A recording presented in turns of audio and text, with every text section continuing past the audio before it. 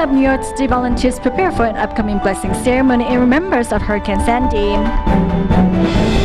We meet the flying doctors to see how they safeguard the health of those living on the fringes of society. Welcome to DaAi Headlines. I'm Helen Liao. Thank you for joining us. It is nearly a year since Hurricane Sandy swept through the east coast of the United States. Recently, New York City volunteers worked with the Council of People's Organization to prepare for the then upcoming blessing ceremony in remembrance of the tragedy. In order to make sure no recipient is left behind, city volunteers have been making phone calls and personally delivering invitations into the hands of the disaster survivors. Wrapping the $50 cash cards with love, New York City volunteers are preparing for a blessing ceremony that will be held on the anniversary of the Hurricane Sandy disaster. Since most of the guests on the invitation list are Spanish speakers, those who speak the language were invited to the office to make the calls to invite the over 300 disaster survivors. From 9 a.m. to 5 p.m., I made over 100 calls, asking each guest how many people will come with them and then noting that number down. Besides phone visitations, 69-year-old John Reyes spent a week traveling by subway for over 2 hours each day to visit care recipients. As city's community outreach associate, he wanted to personally hand over each invite. Because there's a relationship with myself and most of these people, and I want to protect that relationship. Hola, esto es John Reyes, ese chico, ¿cómo estamos? And I don't want to lose one or two of them because they don't understand the instructions, so I've written them down and I personally go over it with them to ensure that they're comfortable with their trip to our event. On Saturday, my son and I are first going to see how to get to the event because we don't know how to get there. This blessing ceremony is very important for me, and I'm grateful that the COPO will be there to assist me in filling out the forms. Volunteers look forward to seeing everyone in more auspicious circumstances as they gather together to remember and pray. In South Africa, volunteers in Johannesburg regularly travel to a youth center in Tembisa on a weekly basis, where they provide free meals to children from poor families. Discovering that the children were also in need of school supplies, the volunteers distributed stationery and books as well as rice to ensure the students remain firmly on the path of learning.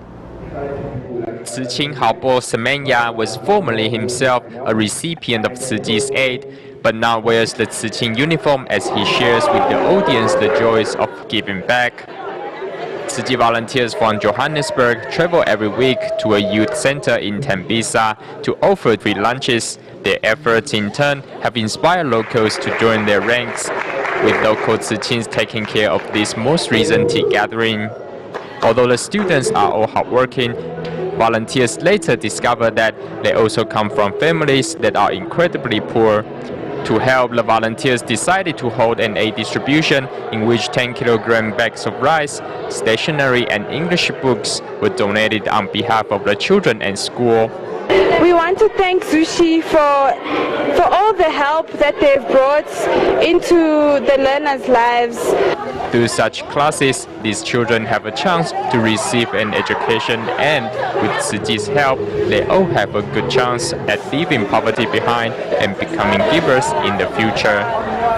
In the landlocked country of Lesotho in southern Africa, Tzu Ji volunteers bought 100 second-hand computers donated by ASUS, a computer company in Taiwan, to 2 primary schools in hopes of broadening the students' knowledge and connecting them with the outside world.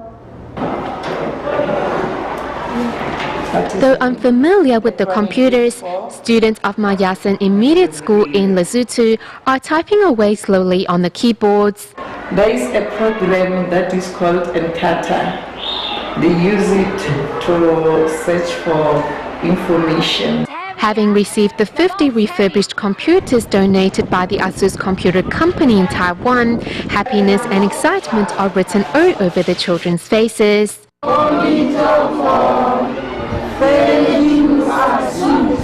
Thank you, Thank you, Taiwan. City volunteers and local volunteers also bring another 50 computers stored away in a temporary warehouse to Lady Brand Primary School. We would just like to say a word of appreciation to the Taiwan ISIS company.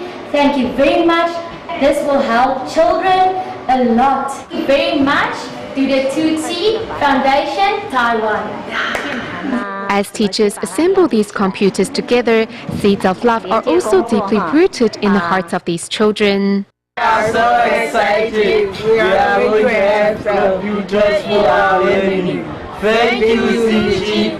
Thank you, Taiwan. Tzu volunteers in Penghu have been busy this month handing out new shoe scholarships. On October 27, at a ceremony attended by both recipients and their parents, 45 children received financial help for this school year.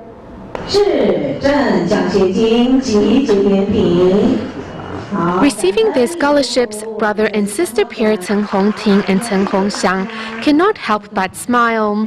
With this scholarship, we can help our family and help our mother with her condition. After we grow up, we can make money to support our mother and take some of the burden off her.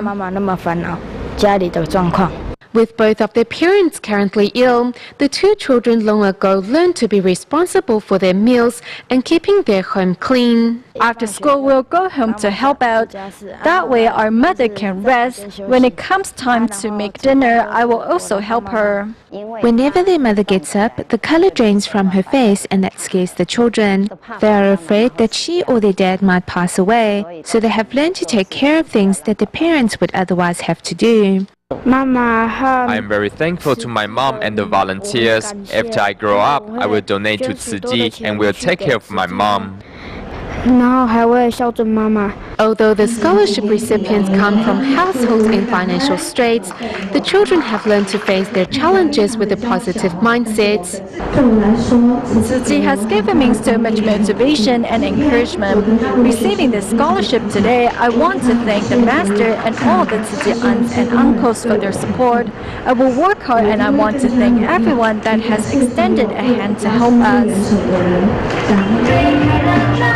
Although life can be hard, these children are examples of how a heart of gratitude and purity can overcome even the tallest barriers. And it is exactly this heart that these new shoot scholarships are nurturing.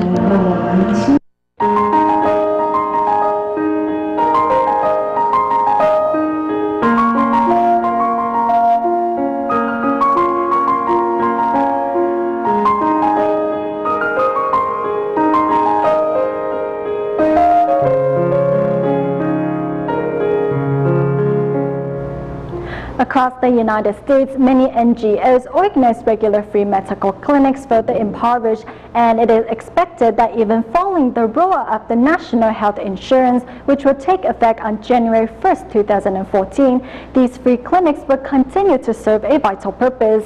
In our next report, we meet a group called the Flying Doctors and see how they reach out to those living on the fringes of society. I'm Larry Taylor. Part of a group called the Flying Doctors. Being a flying doctor, it's a way for me to give back to the community.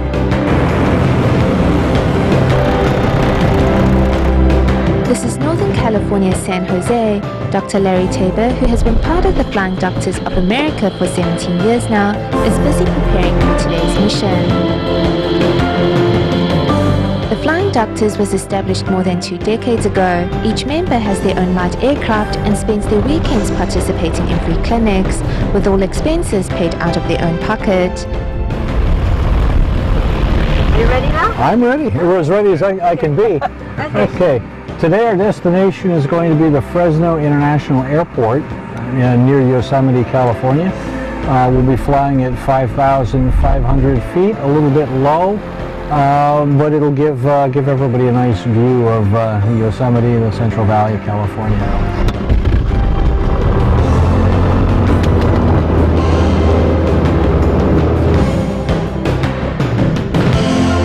In the past, free clinics were organized predominantly in Mexico and other Latin American countries. However, much has changed over the years. Over the years, with the downturn in the economy, the U.S. economy, And people losing their jobs, healthcare has become almost impossible for a good percentage of the U.S. population. So we're getting calls more and more to help back home. 250 kilometers out, flying over California's Central Valley, a Native American tribal village comes into sight. This is the destination of today's free clinic.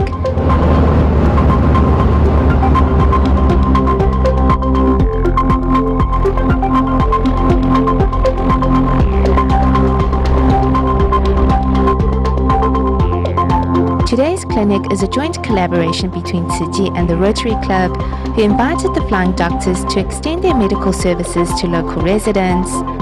He got hurt and he went off on disability 20 years ago this year, the 20 years. And so we lost our health insurance. And so for 20 years I haven't had any health insurance. Donna says in the 37 years that she has lived here, no charity organization has ever held a free clinic here before. I enjoyed talking to him, and I was so thankful he kind of pulled me aside, and because he's very trusting. So I'm thankful that this group has come up here today to help with the mountain people up here. So.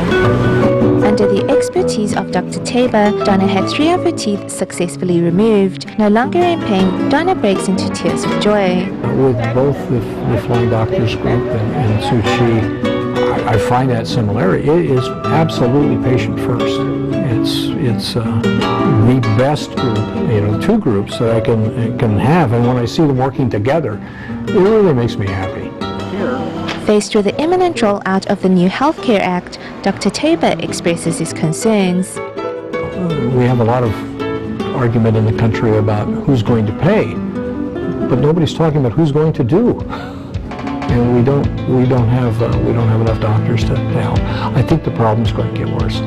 Going into the future, what is clear is that these free clinics will continue to serve an important purpose, and only with more willing doctors and the efforts of local organizations can medical assistance be extended to those neglected by society. Also in the United States, New Jersey Tzu Chi volunteers recently held a free clinic for fellow compatriots where they reminded the volunteers of the importance of keeping up one's own health so they may continue to safeguard the health of others. This free clinic at the New Jersey Jingsa Hall is being held especially for U.S. Tzu Chi volunteers to remind them not to neglect their own health while taking care of others. I think this is great. It gives everyone an opportunity to check on our current health condition.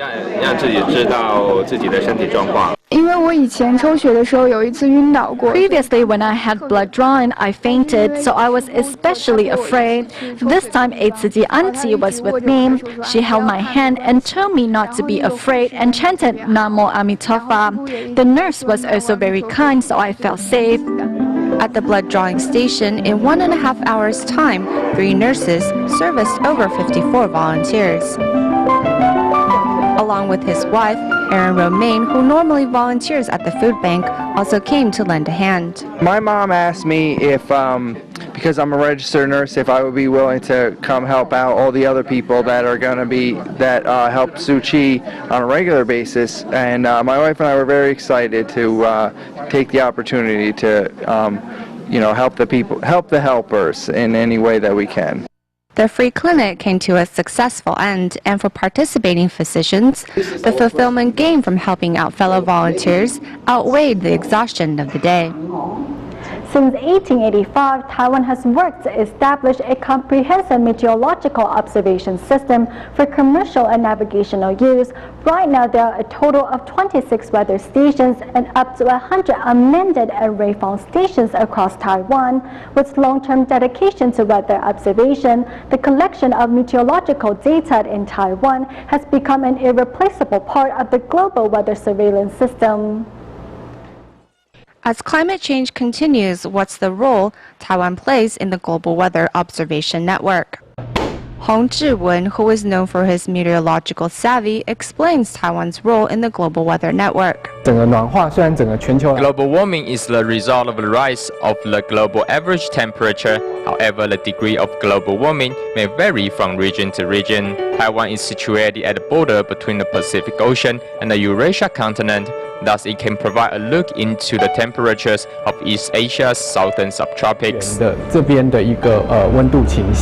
Because of its unique location, Taiwan is affected by both northeastern winter monsoons and southwestern summer monsoons.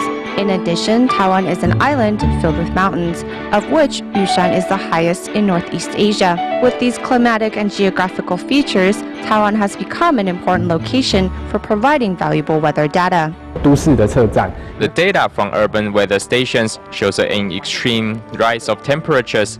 However, this may be related to urban heat. If we didn't rule out such effects, we might not be able to see the general picture of Taiwan's gradual warming. Taiwan's high elevation gives it an advantage in weather observation. The Central Weather Bureau has set up 26 weather stations in all sorts of terrain, with the difference of altitude from the highest to lowest over 38,000 meters. In addition, up to 100 unmanned weather stations and rainfall stations used for commerce, navigation, and aviation purposes have now become irreplaceable sources of weather information for meteorological research. The data from the rural weather stations is valuable because with it, we can get a better understanding of atmospheric data without the interference from man-made pollutants. Whether it is temperature, air pressure, wind direction, wind speed, daylight time, radiation exposure, precipitation, or rainfall intensity, Taiwan's weather observation system is now able to provide precise observational statistics, which not only protects citizens from extreme weather conditions, but also serves as an important part in the global weather surveillance network. Yang Xiaodong from Xiamen, China was diagnosed with ankylosing spondylitis when he was 12 years of age, and for the next 19 years, the young man decided to shut himself off from the rest of the world. To convince Yang to receive treatment, the government of Xiamen asked Tzu Chi volunteers to care for the boy and provide further assistance. Finally, in May of this year, Yang Xiaodong and his mom arrived in Hualien, Taiwan. In our next report, let's see how medical staff are helping Yang get back on his feet once again. I shall cherish my blessings. Thank you, Tzu Chi. I want to go back to Xiamen on my 2 feet. With a bent back and his knee in front of his chest, this is how Yang Xiaodong has lived for the past 19 years. Since he was 12, he has suffered from arthritis. We visited a few doctors, but they were not much of a help. He didn't finish his second year in junior high school. Because someone said he was limping, he shut himself away and wouldn't see anyone. Suffering from ankylosing spondylitis, Yang has long shut himself off from the world. It was not until the arrival of Tzu Chi volunteers that Yang was convinced to go to Taiwan to receive treatment. We carried out our first surgery to treat ankylosing spondylitis symptoms some 22 years ago. We have accumulated some 220 cases since then, which is probably the highest number around the globe. With the experience we have, we should be able to help Yang Xiaodong. Having to travel from Xiamen, China to Taiwan's Hualien, it was the company of Tzu Chi volunteers that gave Yang the hope and courage to face the trip.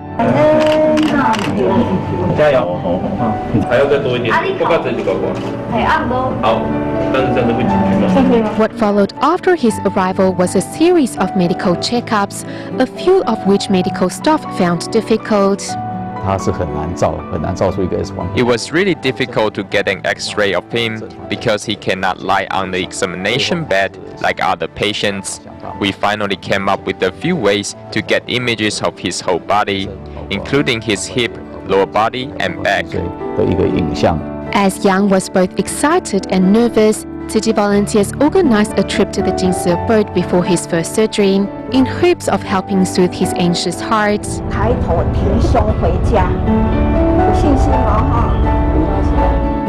When receiving surgery, a patient is always scared of the unexpected. Yang Xiaodong was wearing his sunglasses, so I told him since he is going on a trip to the Jingsi abode, he would be blocking his vision if he continues to wear them. In addition, it is not polite to be wearing sunglasses when he meets Master Zhen Yan. I hope that he would embrace the world around him as it is. Despite having his hip bent at 90 degrees and his back at some 130 degrees, the blessings from the master and volunteers gave Yang the faith of a successful surgery.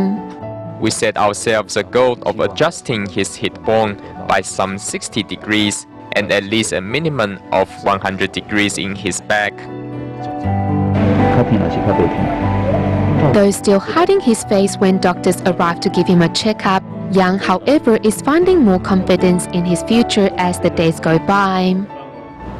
After undergoing 5 surgeries and intensive rehabilitation, Yang Xiaodong is now able to walk upright again. Recently, Yang Xiaodong visited the Jingsi abode in Hualien to express his thanks to Master Zhen Yan, medical staff, and global Tzu Chi volunteers for their unconditional love and care. Accompanied by Tzu Chi's medical mission CEO and medical staff, Xiamen care recipient Yang Xiaodong slowly walks into the Jingsi abode here in Hualien, Taiwan. After 5 months of treatment and intensive rehabilitation, Yang Xiaodong is finally able to walk upright in front of Master Zhen Yan.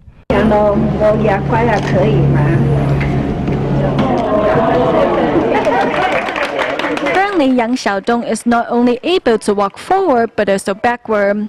This simple action is the result of the hard work from countless medical staff. 所以爱定来记哩，真侪人用爱伫你的身躯，啊，你转去吼，唔通辜负人对你的爱，你会当安尼徛起来，啊，佫会当安尼开朗，这就是吼，阮上欢喜的。 The medical staff not only cure Yang Xiaodong's body but also his mind. With volunteers by his side, Yang has slowly walked out of his comfort zone. Thank you to all you Tzu Chi volunteers. All the medical volunteers have been very nice to Xiaodong. They always encourage him and offer him things to eat. Thank you, everyone. 我的心愿就是希望能够来台湾上慈济大学。好，有影哦，好，等你哦。To continue the cycle of love, a representative from the China Charity Federation of Xiamen City arrived in Hualien to accompany Xiaodong and his mother back home. Thank you, Hualien Tzu Chi Hospital, as well as Dr. Chen Yinghe and his team. I was very emotional when I saw Xiaodong because I didn't realize that he had already recovered so much. To me, this is a medical miracle. With the help of countless medical staff, Xiaodong can finally put his dark past behind him. A volunteer also gave Yang a haircut to help him embrace his new life with a fresh new look. We stay in Taiwan at the end of the show as Xiamen care recipient Yang Xiaodong is ready to go home. Medical staff and Tzu Chi volunteers held a farewell party where everyone offers their blessings to Xiaodong and his mother. We'll leave you with these images. Thank you for watching DaAi Headlines. Goodbye.